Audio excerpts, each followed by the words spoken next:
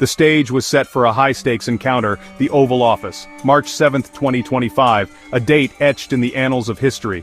President Volodymyr Zelensky, the embodiment of Ukrainian resilience, stood face-to-face with President Donald Trump, the ever-unpredictable leader of the free world.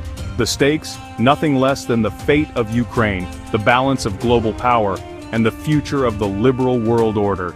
Flanking the two presidents were a cadre of advisors and diplomats, their faces betraying the gravity of the moment. Vice President Mike Pence, a hawk with a steely gaze, observed the proceedings with an air of icy detachment.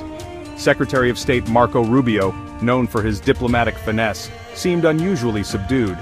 The air crackled with anticipation as the two leaders prepared to lock horns.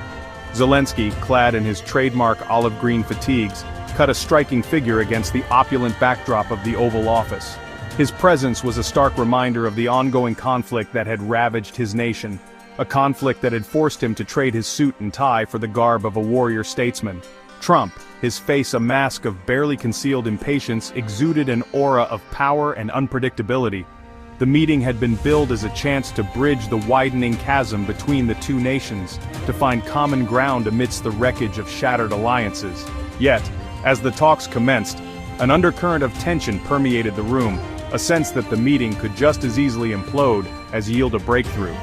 The weight of history pressed down upon the room, the ghosts of past presidents whispering cautionary tales.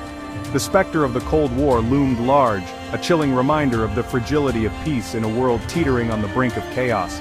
The eyes of the world were upon them, watching and waiting to see if diplomacy could triumph over division. For in the heart of this high-stakes encounter lay not just the fate of two nations, but the hope of a world yearning for peace. The proposed deal held both promise and peril. At the heart of the meeting lay a proposition as audacious as it was controversial, a rare earth minerals deal that could reshape the geopolitical landscape.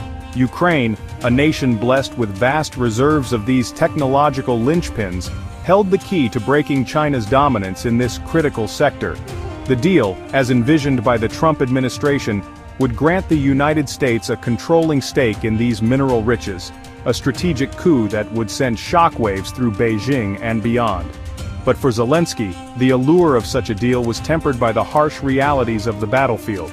To cede control of such valuable assets without ironclad security guarantees would be akin to handing over the keys to his nation's future. Russia, ever the cunning adversary, had already dangled a similar proposition, offering to develop the mineral wealth located within the Ukrainian territories it had seized.